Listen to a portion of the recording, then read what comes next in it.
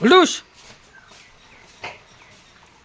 আয় আয়, ভাত ভাত আয়, কে চিমটে ভাত খাবি?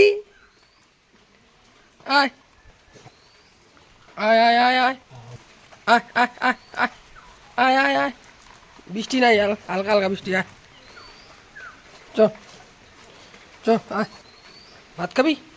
আরে বুলটুস কি কিরে উচকে, এই সবাই এখন ভাত খাচ্ছে বন্ধুরা। দেখো হালকা হালকা বৃষ্টি হচ্ছে, ঝিরি ঝিরি বৃষ্টি। তো ওদেরকে খেতে দিলাম, আর ওই যে ওইখানে পাখিগুলোর জন্য রেখে দিলাম। তো বন্ধুরা একটা কথা বলতে চাই, যে এই বর্ষার সময় বৃষ্টির দিনগুলোতে এই অসহায় পথের কুকুরগুলো যেগুলো আছে, ওদের পাশে দাঁড়ান, ওদের খেতে দিন।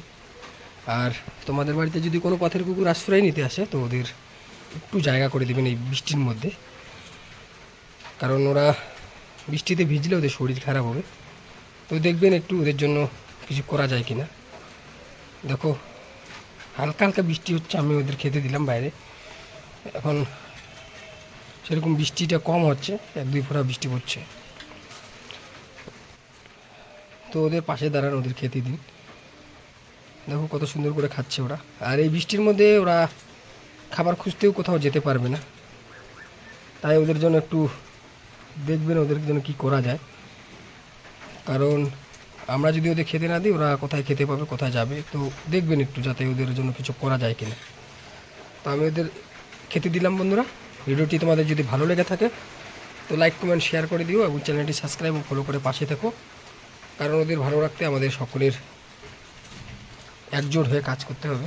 আমরা যদি ওদের জন্য ভাবি, তাহলে ওদের জন্য কিছু করতে পারবো, তাই না? আর এখন বর্ষার দিন, কোনো পথের কুকুর হোক, কোনো অসহায় অবলা প্রাণী হোক, তোমাদের যদি বাড়িতে আশ্রয় নিতে আসে, তাহলে ওদের একটু জায়গা করে দেবেন, তাহলে ওরা ভিজবে না, ওদের শরীরটা খারাপ হবে না। তো যাই হোক, ভিডিওটি ভালো লাগলে লাইক কমেন্ট শেয়ার করে দিও, এবং চ্যানেলটি সাবস্ক্রাইব ও ফলো করে পাশে থেকো। আর আমার ছানা বাচ্চাগুলোর একটু ওদের খাওয়া হয়ে গেলো সবার।